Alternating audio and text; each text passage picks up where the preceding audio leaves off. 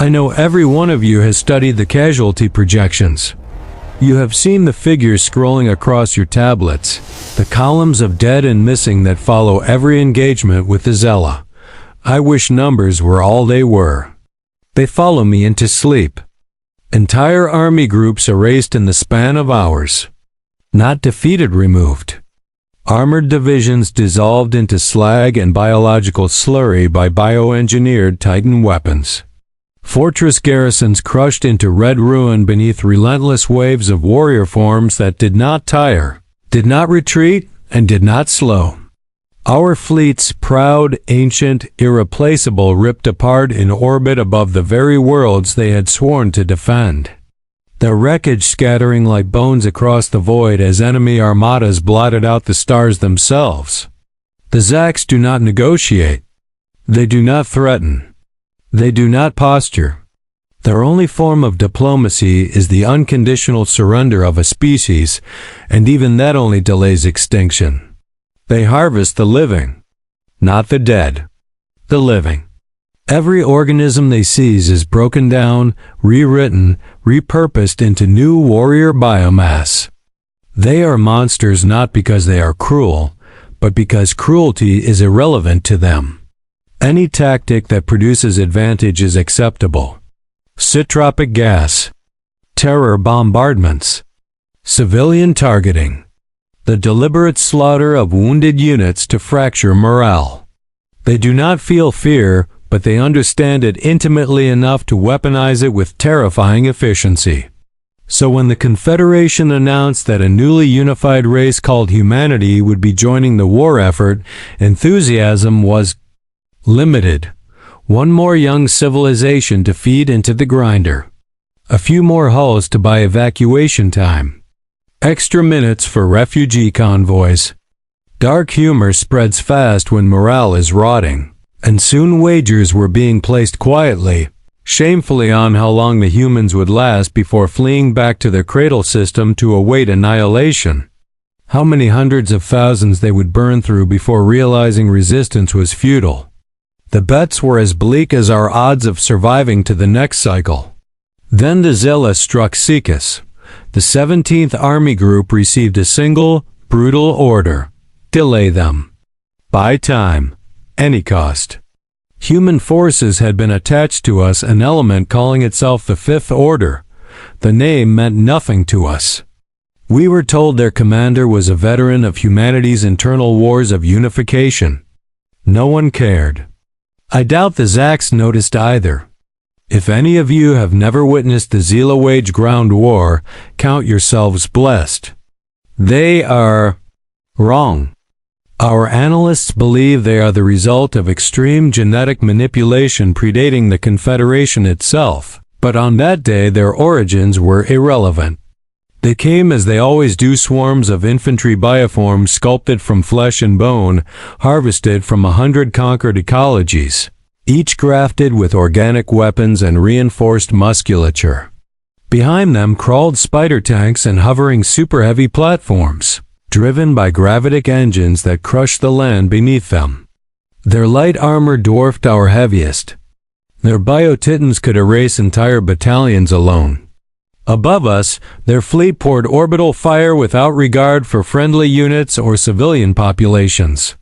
To them, everything alive was merely raw material.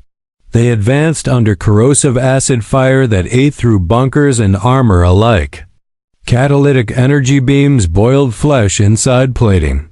Then came the close quarters implements, blades, spikes, mauls grown from reinforced bone to butcher, harvest, and feed. I had lost enough comrades by then to know the truth. Our defenses were never meant to hold. Still, 20 million lives depended on us buying time, so we fought. We anchored our heaviest armor behind layered fortifications and plasma shielding. Artillery emplacements capable of leveling mountain ranges fired until their barrels glowed white. Warstriders rose above city blocks, trading fire with monsters that barely noticed them. 100 species stood shoulder to shoulder in servo armor, trenches dug, weapons charged, positions held. We engaged at 0712 local time. By 0823, our lines were failing. At 0901, the perimeter was breached 10 minutes longer than even our most optimistic forecasts. I violated protocol. I shattered the chain of command and begged the human detachment to send anything to the spaceport to protect evacuees. You have all read the court-martial transcript. Yes, I executed my superior officer when he refused to request aid out of pride. No, I do not regret it. At 0903, the humans replied with a single open-channel transmission. Command acknowledged. Starfall authorized. Knights inbound. Look to the heavens. I didn't understand the term knight. The translator offered only a crude explanation. Mounted soldier in armor devoted to a cause. It was meaningless. Then I looked up. Have you ever witnessed a true meteor storm? Not a simulation. Not propaganda footage. The real thing.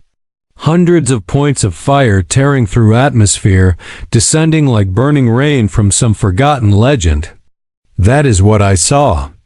I remember thinking how few they were. How insignificant. And yet they had hurled themselves from orbit directly into hell.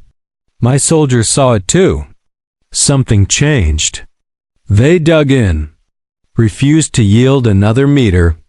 If the humans were coming to die with us, the least we could do was still be alive when they arrived. I managed to stabilize several breaches when the human commander requested coordinates for something he called nightfall. I didn't know what it was. I gave him the locations.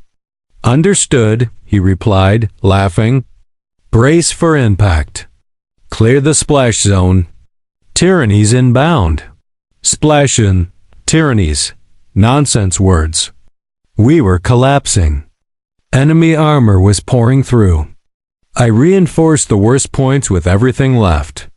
At Breach 6, a Shack spider tank hauled itself over the wall, warrior forms clinging to its hull. Its grav legs crushed fortifications like paper. We fired everything we had and achieved nothing. Our anti-armor was exhausted. 10 minutes earlier, a private had stopped a similar tank by climbing onto it and detonating 2 full grenade belts. We had no more privates like that. And no more grenades. The tank fired. A squad to my left became half-melted corpses. I wondered what dying felt like. Then the sound came. A shriek that became a roar. Something ancient, primal. An image burned into my mind wings, scales, fire blotting out the sun. They struck the tank. The impact threw me to the ground. The vehicle buckled, its armor fracturing as fluids and blood sprayed from ruptured seams. Silence fell thick, unreal. 5 figures emerged from the smoke. Only 5. They stood taller than any Felixian or Orao, clad in sleek black armor etched with sigils I did not understand. One symbol, however, was unmistakable: command. The leader wore a holographic crest over his armor, a blazing orange-winged reptile against a raging storm. His helmet mirrored it, visor shaped like a beast's head. A cape flowed behind him. An actual cape. I remember thinking how absurd it was later. In that moment, it made them feel like myths given flesh. Their weapons were worse. They carried no rifles in their hands. Only blades, axes, hammers, knives. The leader held twin swords. One bore a golden feline emblem and carried a breaching axe of terrifying design. Another, massive even among them, wielded a 2-handed hammer shaped like a howling beast. One smaller figure crouched over a fallen enemy, testing knives, adorned in bones and feathers like a nightmare given form. The last bore a long-barreled rifle, its armor marked by a blue tree against a storm. No one moved. Then the leader spoke, broadcast openly. By the laws we uphold, you are offered surrender or withdrawal from this world. Choose swiftly. Otherwise, face Jovian wrath. I had just enough time to wonder how anyone could be so foolish. The Zaks answered with gunfire. What followed lasted seconds and felt like an eternity.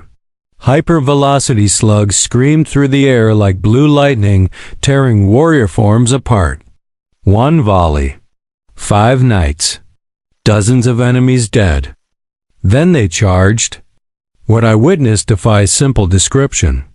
They moved as if they knew where every shot would land before it was fired. Shields shimmered. Cannons roared. Blades cut through reinforced plating as if it were cloth. The hammer crushed tanks. The axe ripped transports open. The feathered one carved weak points with surgical precision. The sniper decapitated commanders from impossible distances. The leader actually flew on a gravitic harness, lightning and steel in equal measure. That was when I understood why humanity's homeworld is called a death world. Not because of its beasts, because of its people. They are not the strongest, not the fastest, but they possess 2 gifts that make them lethal beyond measure. Endless creativity and an unwillingness to stop. And psionics refined, weaponized, bound to armor and mind alike. Weapons powered by thought. Lightning summoned by will. Bodies pushed beyond limits. War made personal. They call these warriors knights. 5 held the breach. 100 were deployed planet-wide. We did not win that battle. But for the first time in years, we inflicted more casualties than we suffered. As we withdrew, I saw the enemy fleet hesitate. Human warships were on another scale entirely kilometers long. Railguns that hurled devastation across void, lances that turned continents to glass. They denied the enemy even the dead. So hear me, senators. We cannot win without humanity. They fight because they believe it is right, because they protect those who cannot protect themselves. They are built for this war. Let them do what history proves they excel at. Unleash them. And pray we are worthy allies.